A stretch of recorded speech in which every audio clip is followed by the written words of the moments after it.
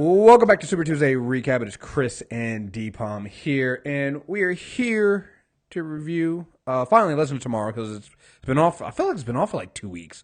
Land of the Lost, Season 2, Episode 13, the legends are left 70 million years in the past when Rip causes the Wave Rider to crash after his capture. Yeah, like I was saying, it was like, 2 weeks ago that we had a Legends episode? I think so, yeah. Yeah, it was 2 weeks ago. And I remember when we had that episode, we were talking about the end of that episode. And we were kind of joking about, oh, really, so you guys didn't change the code for Rip Hunter? And I almost feel like they went back and reshot the beginning of this episode. Oh, shoot, before we change this, yeah. Right, because that is not how the last episode ended. And here's the thing. I don't care if they did or they didn't, or they just were trying to mislead us with that cliffhanger. I appreciate that they addressed that this episode. Because it's small things like that, it's things like that have bothered me more with this show, but it's been starting to bother us the last 3 weeks with The Flash, when you don't do the small things like this. That, like, right. Dude, come on. Like, you didn't change the locks on your that the last captain had that, you know, is evil now. You didn't do that. So I really appreciate them actually fixing that and going back and showing that, one, Gideon didn't want to do it, and two, that Rip had to use some buried back door in order to override the protections the Legends put in place. I appreciate it. Yeah, it's the little, like you said, it's the little things. It's the caring enough. And you know what? I think if we go back and watch the end of the last episode, I think she just says, "Hello, Captain Hunter." Right. I think it's just an acknowledgement. Even in this episode though, when he tries to say that, she's just like, "I'm sorry, I'm not supposed to talk to you." You know, and it's like. Right. That alone, like, I'm like, yeah, good, because the AI shouldn't talk to the prisoner in the fucking brig. Yep. You know, it's simple things like that. So I really do appreciate that. Yeah, it's things like that make me go, yeah, I know these CW shows are better than that. They know to do this kind of stuff because you've done it before. So when they don't, it stands out. And I don't want people to think we're nitpicking it. It's just that we have a higher standard. It's like when, you know, it annoys me sometimes, but I get it why people like nitpick the MCU sometimes. It's like, okay, you expect a higher standard from them because they are a higher standard. Okay, right. You know, that I get it, you know, and that's what's going on here. But yeah, I like that. And I even like the idea that Rip went and took the piece of the sphere and then destroyed it. Because again, in the back of my mind, I'm going, well, why does he need a piece? Right. He knows he knows where the last piece is. Why would he go and take it? And then when he destroyed it, I'm like, oh, that makes sense. That makes perfect sense. They don't know where it's at. So if you destroy it, well, they're fucking stuck. So makes sense. I appreciate that. And there are little things like that throughout this episode that I appreciate. Them even going back to addressing the fact that Amaya does have a daughter. Yep. You know, destiny. Yeah, like in again, it's things like that. Like if the show never did moments like this, then I would never nitpick it when it doesn't do them. Because it's like, oh wait, you know better. Because you not only just said, oh, she has a daughter, but then you also made a point of saying, hey, the rest of us were chosen because we don't have an impact on history. She does. Right. You know, right. And that ties into the Vixen we've seen on Arrow. You know, she has a CW Seed show. So it's like, yeah, if you take her out of the picture, how much shit changes? So that totally makes sense. And again, when I see that from there, I know you guys know better. So do it all the time. Right. It's the kid who comes in and gets straight A's early, and it's more noticeable when you slip. Right. And I appreciate it. And again, I think that this was a really over. I know this has been a way better. I keep saying this has been a way better season than the first season. But I do feel like every now and then it kind of flips, you know? And that might be because they extended the season. Like, how many episodes are we getting this season? Are we getting a full 22, or are they sticking to the 16? Do we know? I think it's 20. 20? Yeah, I think that they might want to go back and Legends might be a 16 episode season, a show. See, maybe, but I think they've done okay with it. I think, like, if you step back, honestly, I think they've handled their episode load better than Flash has. Like, Flash maybe needs 4 less episodes. You know what? You've seen some of that trending water. Like, here at least, particularly this episode, I think we've always had this forward momentum. If not, we've had these occasional diversions, but it's always felt like going to a realized, fictionalized King Arthur's court. It moved the story forward. It moved subplots forward. It had forward momentum. I think that this show, if anything, it's kind of found its wheels without having the Hawk drama and the singular focus being of the season. Now that the heroes are chasing something, I'm kind of okay with the ride. I say that now that we enter this 2-captain period. We'll see what the hell is next, but that's how I feel. Well, here's the thing. Here's the thing about that one. I appreciate the fact that Rip knew better than to call himself captain anymore. That the rest, and like even Stein was on some Mr. Hunter, because listen, Sarah's that fucking captain, and you don't get on Sarah's bad side. And you know what?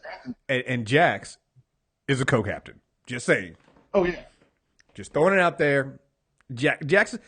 Yeah, you know what? You're right. You know what? And I guess, you know what it might be, and I think we said the same thing about The Flash a little bit. The breaks this season have been weird. And so maybe very weird. Particularly for Legend and Flash, because sometimes you get a Flash episode, sometimes you don't get a Legends episode. It's just like I guess you know what? I also know what it is. Moving this show to Tuesday, I think also kind of messed up the flow for me. So you're right. Maybe their flow is being better than the Flash this season. And I think they are handling it better, because every time we have a problem, they do seem to come back in the next episode and kind of go, oh, okay, that was part of the plan. So, when I step back and who knows what happens with the Flash at the end of the season and what happens with this show at the end of the season. But right now, going back, and if you compare the two shows, you're right. I might go back and go, this was a more tightly written season than the Flash. Right. Because every time, like, remember that episode when they introduced us to the Legion of Doom, and they had Malcolm and Damian, and we were just like, oh, man, I like this episode, but man, they really reduced him to henchmen. Next episode, you're like, oh, well, that is part of the plan. Well, I got you. When they did the whole Amaya and Nate relationship thing, we're like, oh, come on, guys, really? Next episode, Amaya curves the fuck out of him, And even though I still don't like that they now have her back to pursuing him and being open to it. They've now added this other thing too, with Ray coming in on some, and I love that Ray didn't do it on some jealousy thing. Ray was just on some, hey, listen, man, I didn't want to say nothing, but she has a future, and it's not with you. It's like they parted ways. Ray was like, eat an apple. You can't do that, right? Right. Mm-hmm. Yeah. You gotta stop, right? Right. But right, you gotta stop, right? I mean, I even like. So here's the thing, and again, we have talked about shit. Now that I'm more and more thinking about this, more and more I like this episode because of what we were just saying about how the characters, every time we have a problem, they seem to go back and fix it. I remember, I think it was either last episode, the Camelot episode? Yes. That episode, we were so mad at Ray. He's just like, God, dude, grow the fuck up. Like, what is wrong with you? Mature up, stop it. And then this episode, you get him literally, again, he's acting that way again, where he's being all, oh, I'm going to go cook an iguana. I was like, oh, I'm going to cook an iguana. Oh, you're a fucking idiot. And then he walks around the corner in on Nate and Amaya, and you're just like, oh, God, this dude. Then when he talks, when he comes out, he's like, listen, dude, why do you think I was doing that way? And Nate even goes, because you're just weird, dude. That's the kind of thing. You're the kind of guy who says shenanigans. Yes, you say that kind of shit, so I just thought you were being weird. It's like, no, I'm doing this because I didn't want to make it awkward because she has a future. She has a destiny that she needs to be. It doesn't include you, asshole. So stop fucking shit up. Like, you know, and I'm like, oh, good for you, Ray. It's about fucking time. You know, it's about fucking time you step the fuck up, you know? So, no, yeah, the more and more I think about it, you're right. I mean, even this episode, we always complain about them separating Jackson and Stein and finding a way not to have Firestorm. Well, technically, we got Firestorm this episode. Yeah. Granted, it was an evil Firestorm. But it was like that version of Deathstorm. Yeah. Shit, now you think about it. Yeah, you're right. We got to see Ronnie be Deathstorm. Yeah, and yeah, I really think that they found a way. You know what it also is, I think, too? When this show comes back off of breaks, I think they do really well, too. Yeah, oh yeah. And I think the show, even, you know, I joked last week that the special effects were going to render us on a lot of very simple sets, and was basically the Wave Rider and a forest. Right. But I think they used the Wave Rider really well. Like, we'll talk more about how they got there, but everything was so elegantly written. Like, you talk about tight writing. We're pulling back on Mix becoming that hunter last season, and how that influenced his mind. Like, the fact that, the ship's like, every time they touch one of those devices. And you're like, well, why wouldn't they? That makes perfect sense. Yeah, I mean, it's really enjoy that. I mean, even down to Ray talking to Nate going, yeah, listen, I've dated people on the ship before. It's not a good thing. And Nate's like, wait, who did you date? Sarah?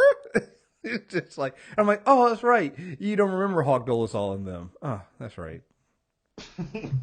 You don't want to know about that. Like, you don't want to bring that time up. Yeah, it's a rough time for us all, Nate. Just don't ask those questions. Yeah, he didn't even clear it up. He's like, it happened. It's over. Let's just move forward. Yeah, let's not. Much happier this year. Yeah, let's not bring up old shit, dude. Come on.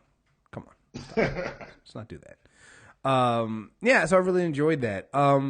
Even and I was a little worried about. Again, so from the preview, they didn't show you them going back in time, and they were going to do a Land of Lost thing when we ended the last episode. So I thought the entire episode was going to literally be everybody on the ship and Rip and them trying to stop Rip and Rip trying to take everybody out. And they handled that in the first 5 minutes. And then what they do is they go inside of Rip's mind, and I think I like how they did that. I like that it was Sarah and Jax to go in, and I thought they handled that pretty well. I love how they handled it because even you know, could they have figured it out just being viewing, but they had Sarah stop and explain what was going on, so we're inside Rip's head and this is the evil side of us, evil me, evil you, evil Mick. Well, that's kind of redundant, which I thought was amazing. Right.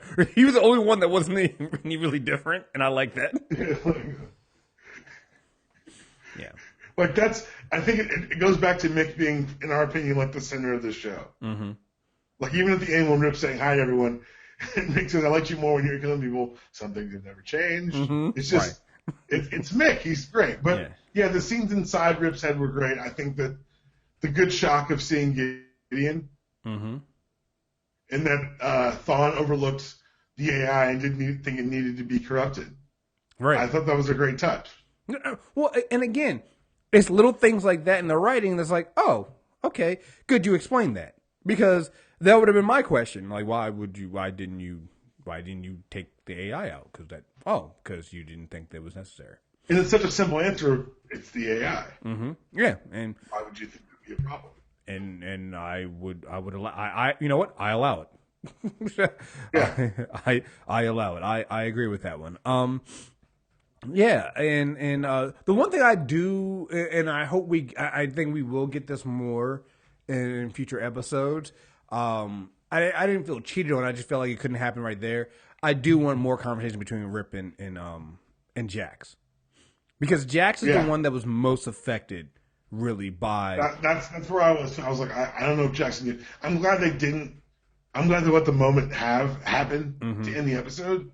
But I think they do have to address it. You're right. But because even when they like you said, I think they couldn't force it at that moment. Like Jax couldn't just storm out and walk off stuff like that, because again, he worked his hardest to bring Rip back. It's like if he didn't want any of that, he would have just let Rip die or something like that. But no, he wanted Rip to survive and come back. And so, but even when he responds to Rip saying, "Oh, well, the ship's in order" and stuff like that, you can see the awkwardness between the two of them. And remember, Rip remembered everything he's done. So that should become a plot point. If not this season, it's got to be next season, because that relationship between Rip and Jax now has to go through some kind of repair. Like, I would feel really cheated, because again, Jax has been the one he was really super affected by Rip, everything Rip was doing. So right, yeah, he was the one who wanted to pull the trigger on Rip. Yeah, he was gonna kill him. So I need them to make sure that they go somewhere with that one. See, the only really dumb thing that stood out to me this episode, and because of what I said last week with Ray being stupid, I was able to let it go. Ray, put the fucking suit on. Like, right. Put the suit on. Like, but then I was mad that he didn't. I'm like, why are you out here? There's T-Rex out here. Why are you not in the suit? You could handle this so easily. In the back of my mind, I go, no, this makes perfect sense. He would definitely do this stupid shit. He definitely would. He would definitely try to dress up like an adventurer and try to do it that way. Because he's fucking stupid. I actually talked myself out of being mad about it. I did. I was just like, no, wait, no, this makes perfect sense. He would definitely be stupid enough to do this. So okay, Ray would do this. Okay. Also, great moment with Amaya and the T-Rex. That was a good, elegant. Because I was like, are they going to fight a T-Rex on television? Yeah. It was a good, elegant solution to the problem. Mm-hmm. And it reminded me almost of the scene earlier with Stein and Heatwave when he tells him to treat Jax like a partner. Yeah.